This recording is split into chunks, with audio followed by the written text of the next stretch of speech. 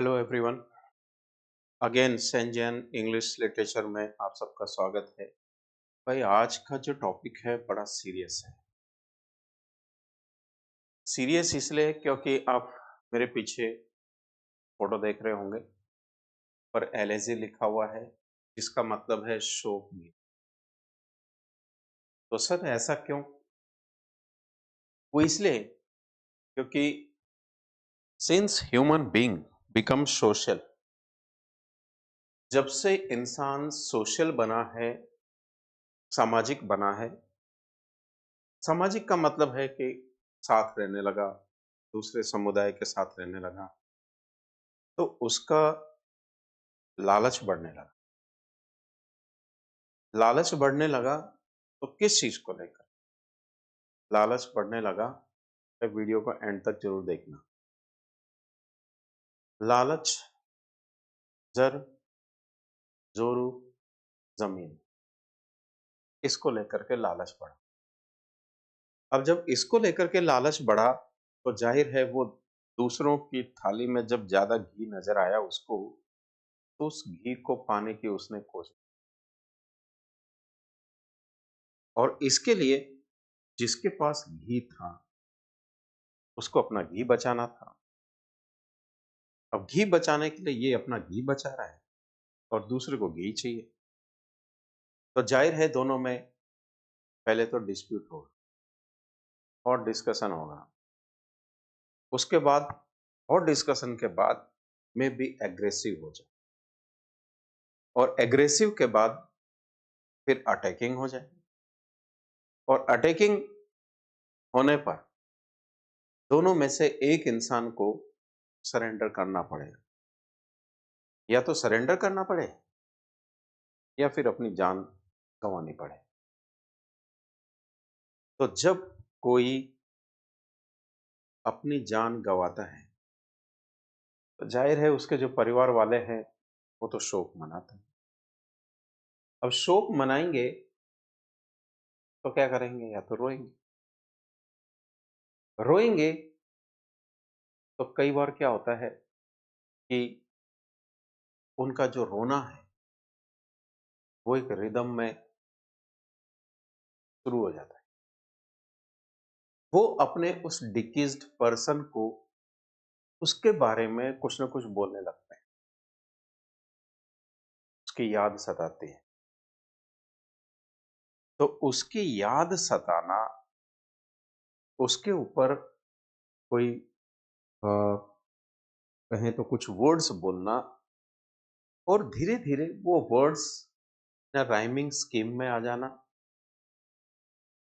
उसमें मीटर हो जाना, स्ट्रेस हो जाना। तो ऐसे में जाहिर है खुश होकर के तो वो तो रोएगा नहीं, खुश होकर के तो बोलेगा नहीं उस इंसान के बारे में। ऐसे में दुखी होकर के ही बोलेगा। और जब दुखी होकर के बोलेगा, राइम बनने लग जाएगी, रिदम बनने लग जाएगी, उसी को हम एलर्जी। अब एलर्जी की स्टार्टिंग कहां से हुई, इसका सोर्स क्या है और सबसे पहले एलर्जी किसने लिखी, आज के इस वीडियो में यही सारी सब बातें। इसलिए वीडियो एंड तक जरूर, खासतौर से वो लिटरेचर के स्टूडेंट। भाई हर जगह, हर क्लिप में, हर पीपीटी में एक ना एक क्वेश्चन जरूर बैठा होता। तो एलर्जी के बारे में आज का हमारा video, source and who is the father of allergy. आपको ताजुब होगा who is the father of allergy ये जान करके। सर ये कैसे हो सकता है? इससे पहले तो एलर्जी कब की स्टार्ट हो चुकी? ये तो कई सैकड़ों सालों बाद ये आया। फिर ये फादर कैसे हो सकता है? क्योंकि कई बार क्या होता है कि किसी ने, जैसे हमने इससे पहले भी पढ़ा, किसी ने कोई काम शुरू किया लेकिन उससे ज्यादा फेमस उससे ज़्यादा उसको रिफाइन किया अगले बंदे ने। तो जब अगला बंदा उसको रिफाइन करता है, उसमें चेंजेस करता है, में और रिफॉर्म करता है, सुधार करता है, तो वो पहले वाले बंदे से ज़्यादा फेमस हो और इतना फेमस हो जाता है कि पब्लिक उसी को फादर मानने लगती है। क्या ज्योफ्री चौसर से पहले इंग्लिश नहीं थी? ओल्ड इंग्लिश थी। लेकिन सबसे ज़्यादा रिफॉर्मेशन ज्योफ्री चौसर ने, तो he is called father of English.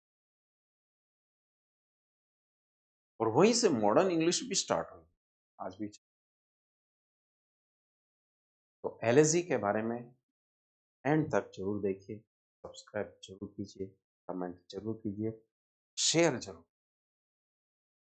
देखते हैं व्हाट इज एलएसजी। सबसे पहले तो ये देखिए, father of LSG in English literature John Milton. Sir John Milton, उसकी तो लाइफ ही टेंशन में निकली, अंधा हो गया, फिर थोड़ी आंख ठीक हुई, कैटरेक्ट से और ज्यादा अंधा हो गया, और इतना अंधा हो गया कि जाहिर है उसके जो सोनेट्स हैं उनमें जॉन मिल्टन ने पीड़ा लिखी, पर्सनल टोन लिखा। लेकिन इसे फादर ऑफ एलएसजी क्यों कहा है, देखिए, John Milton is called the father of the pastoral LSG. LSG के भी तो टाइप है सर, यहाँ तो पेस्टोरल एलएसजी है। हाँ, लेकिन सबसे ज्यादा अगर एलएसजी फेमस हुई तो वो पेस्टोरल एलएसजी ही। अब ये क्यों, फिर भी फादर ऑफ एलएसजी क्यों कहा जॉन मिल्टन को? वो इसलिए कहा कि pastoral elegy in English literature because his Lycidas, उसका जो एलएसजी है Lycidas, perfected the classical elegiac form. जो पुराना क्लासिकल फॉर्म था एलएसजी का, उसको परफेक्ट बनाया while using metre, elegiac metre use करके, और making in stanza with having rhyme, rhyme भी लेके आया। Form by blending personal grief, क्योंकि उसने लिसिडास जो अपने फ्रेंड पे लिखी, तो उसने पर्सनल ग्रीफ, अपनी व्यक्तिगत जो पीड़ा है, क्योंकि एलएसजी में हम अपनी पीड़ा ही बताते हैं, शोक गीत इसको हिंदी में। और पेस्टोरल सिंबोलिज्म, पेस्टोरल का मतलब होता है ग्रामीण, ग्रामीण परिवेश, जंगल हो, शेफर्ड हो, के पशु चर रहे हों, और जो शेफर्ड है वो किसी को याद कर रहा है कि याद में गीत, उसका जो भी इंटीमेट फ्रेंड है उसको लर्न याद कर रहा है, सॉरी, तो याद कर रहा है। तो और क्रिश्चियन कंसोलेशंस भी इसमें देखने को, क्रिश्चियनिटी भी देखने को, ठीक। जबकि एलएसजी फेमस थॉमस ग्रे की एलएसजी रिटर्न इन कंट्री चर्च यार्ड, ये ज्यादा फेमस है। लेकिन लिसिडस भी है भाई सिलेबस में, एलएसजी रिटर्न इन कंट्री चर्च यार्ड है, लिसिडस नहीं है, क्योंकि वो बड़ी एलएसजी है। तो जॉन मिल्टन को फादर ऑफ पेस्टोरल एलएसजी या फादर ऑफ एलएसजी इसलिए कहा क्योंकि उसने perfected the classical elegiac form, उसने क्लासिकल एलिजाइक फॉर्म को परफेक्ट किया। परफेक्ट मतलब उसमें रिफॉर्मेशन किया, कुछ रिदमिक टोन उसने यूज किया। अब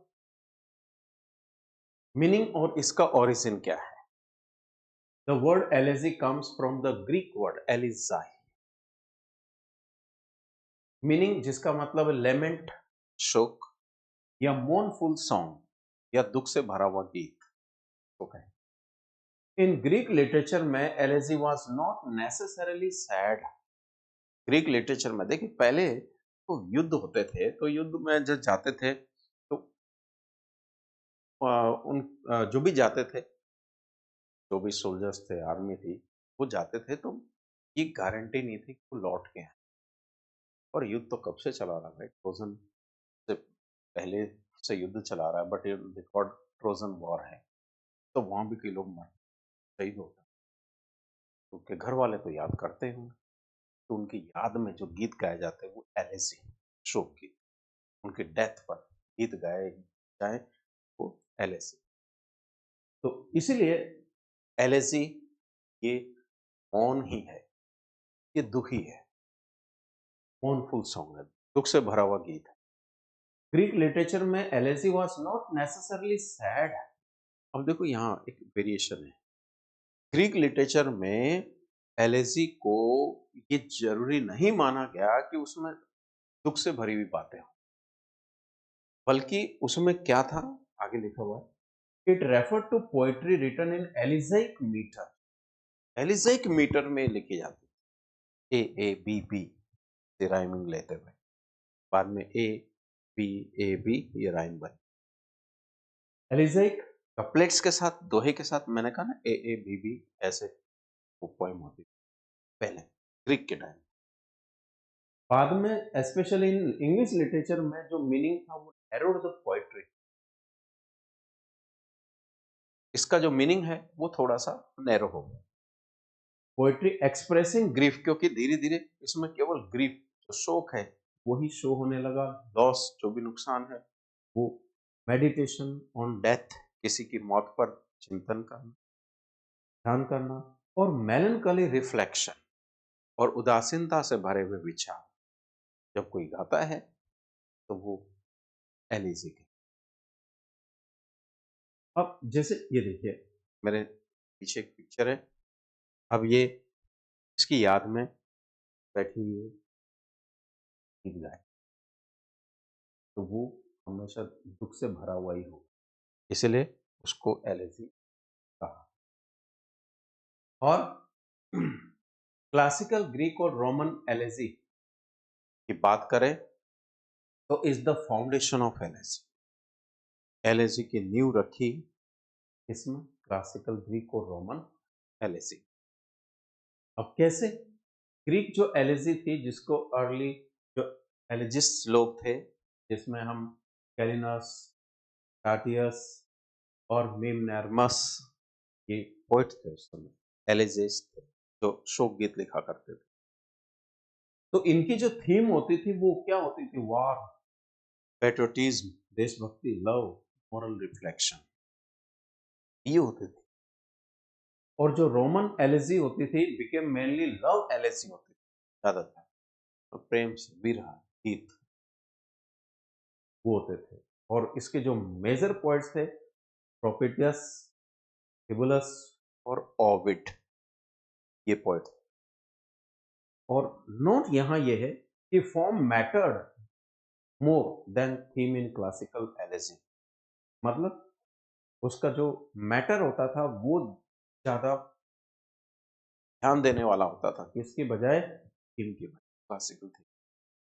तो यहाँ आप देखें कि क्लासिकल ग्रीक और रोमन एलिजी, तो ग्रीक एलिजी जो अर्ली जिसमें ये तीन पोइट हुआ करते थे, इनकी थीम वार, पेट्रोटिज्म, लव, मॉरल ये होता था। और रोमन एलिजी जिसमें लव एलिजी होती थी, प्रेम से संबंधित होती थी। और मेजर पोइट्स ये लिखे हुए यहाँ पर, प्रोप्रटियस, टिबुलस और ओविड, ये नाम ध्यान रखना एलिजी। पढ़ाऊंगा तो थोड़ा गए डीपली पढ़। अब यहाँ रोमन में, ग्रीक में क्या होता था, क्लासिकल में मैटर ज्यादा मैटर करता था, किसकी बजाय, उसकी थीम के बजाय। फिर elegy in early English literature, old and medieval की बात करें हम, तो English elegy began with a tone of exile. Exile का मतलब वनवास, कोई चला जाना, तो याद में फिर विरह गीत, लोनलीनेस, अकेलापन, या स्पिरिचुअल सोरो, या कोई, हाँ यहाँ एक चीज है, स्पिरिचुअल सोरो, आध्यात्मिक दुख भी हो सकता है। कि स्पिरिचुअल सोरो क्या, स्पिरिचुअल सोरो, भगवान तू क्यों रूठ गया, भगवान तू कहाँ है, भी और ओल्ड इंग्लिश एलिजीज जैसे वेंडरर है, सीफेरर है, वाइफ्स लेमेंट है, एंड डियोर है, these are often called Anglo Saxon elegies इन्हें कहते हैं, लेकिन इनके जो पोएट हैं वो अननोन है, अनएनिमस है, अननोन है। लेकिन ये जो एलेजीज हैं, इन एलेजीज में कैरेक्टरिस्टिक्स क्या है, इनकी विशेषता?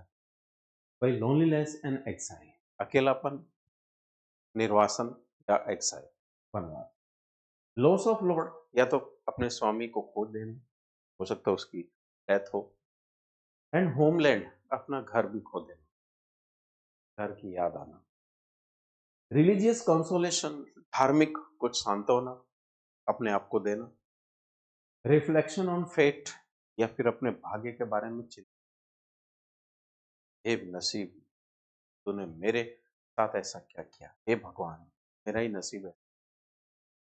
इस तरह की थीम हुआ करती इसमें, ओल्ड इंग्लिश में और मिडेवल इंग्लिश के अंदर। और जैसे यहाँ फोटोज बनी हुई हैं, वही जो मैंने अभी इधर पढ़ा, उन्हीं के मैंने क्रिएट किए।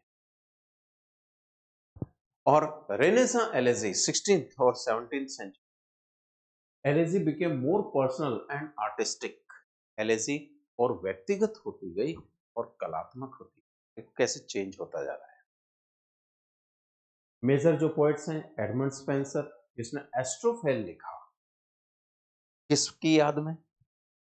सर फिलिप सिडनी की याद में। जॉन मिल्टन ने लिखा हेसिडस 1637 में, तो अपने दोस्त की याद में। कैरेक्टरिस्टिक्स ये थी कि एडमंड स्पेंसर और जॉन मिल्टन की बात करें तो इन्होंने पेस्टोरल सेटिंग की। पेस्टोरल का मतलब ग्रामीण परिवेश की सेटिंग की। शेफर्ड इमेग्री, इसमें गडरिया, शेफर्ड का मतलब गडरिया, जो हर्डर होता है, पशु वगैरह को चराने जाता किसी चारागाह में, तो पशु अपना चरते रहते हैं, ये बैठा बैठा किसी पत्थर पर या पेड़ के नीचे अपनी बांसुरी लेकर के कुछ न कुछ गाता रहता है। ऐसी सेटिंग हुई पेस्टोरल एलिमेंट। पर्सनल ग्रीफ, व्यक्तिगत जो दुख था उसको प्रकट किया। और क्रिश्चियन कंसोलेशन में, मतलब जैसे रिलीजियस से रिलेटेड, और क्लासिकल इन्फ्लुएंस भी यहाँ पर। तो यहाँ हम एडमंड स्पेंसर, मतलब रेनेसां में एडमंड स्पेंसर की बात करें, जॉन मिल्टन की बात, फिर मेटाफिजिकल और न्यो क्लासिकल एलेजी, ये एक तरह से टाइप भी है, और कैसे कैसे आगे बढ़ती गई एलेजी। तो एलेजी गेन इंटेलेक्चुअल डेप्थ इस युग के अंदर, मेटाफिजिकल एज के अंदर, जिसमें हम जॉन डन को मेन मानते हैं। तो बौद्धिकता की गहराई और फिलोसॉफिकल रिफ्लेक्शन यहाँ पर होने लगे। मेजर पोएट्स, जो प्रमुख पोएट थे, जॉन डन इमोशनल और रिफ्लेक्टिव एलिजिक टोन उसने क्रिएट किया। Thomas Gray, elegy written in country churchyard, तो फेमस है भाई, 1751। ग्रेस की जो एलेजी है उसने इंट्रोड्यूस किया एक चीज, क्या? मेडिटेशन। मैं एक ग्रेवयार्ड के पास में अपने दोस्त के उस टॉम स्टोन के पास में बैठा हुआ था, ये सब उसको दफन करके चले गए थे। अंधेरा भी होता जा रहा था और मैं अंधेरे में रह गया। फिर वो अपने फ्रेंड को याद कर, फिर और जो कब्रें हैं वहां पर उनको देखता है, कैसे गरीब लोग की जो कब्रें हैं उनकी कोई केयरिंग नहीं, और चर्च यार्ड के अंदर जो अमीर लोग दफन हैं, देखो कितने शानदार तरीके से उनकी केयरिंग की जा रही है। यहाँ तो इस टॉम स्टोन पर अगर जो दफन है वहां पर ग्रेव्ड है, बरीड है, तो उसके बारे में भी ऐसा लिखा हुआ है इस हैंडराइटिंग में जैसे कि कोई अनपढ़ व्यक्ति ने लिखा हो। और उधर चर्च यार्ड के अंदर कितने शानदार तरीके से engraved some lines regarding that or buried person. तो ग्रे ने मेडिटेशन, कॉमन ह्यूमन मॉर्टेलिटी के बारे में उसने चिंतन किया और उसका इंट्रोडक्शन दिया। डेमोक्रेटिक सिंपैथी भी उसने बताई, इस तरह से जो ऑर्डिनरी पीपल हैं वो भी प्रजा हैं, इन्हें भी राइट मिलता, अधिकार मिलता, तो ये भी एक महान योद्धा बन सकते थे, कवि बन सकते, और हो सकता है सेनापति या राजा भी बन सकते, ऐसी भी इनके अंदर क्वालिटी हो सकती थी, पर इनको मौका नहीं मिला। गरीबी ने इनका जो टैलेंट है वो हिडन कर दिया। और क्वाइट फिलोसॉफिकल सैडनेस, दार्शनिक दुख की जो शांति है वो भी यहाँ उसने प्रोडक्शन दिया। This work marks the transition toward romantic sensibility. इसी की कारण आगे रोमांटिक एज में भी जो भी एलएसी हुई तो नजर आने लगा।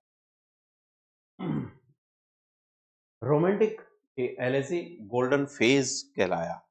क्वेश्चन है ये, रोमांटिक एलएसी गोल्डन फेज कहलाया। Romantic poets made LAC deeply emotional and subjective बना दिया। अब मेजर पोएट्स कौन? पीबी शेली, जिसने एडोनिस एलएसी लिखी अपने दोस्त जॉन किट्स पर।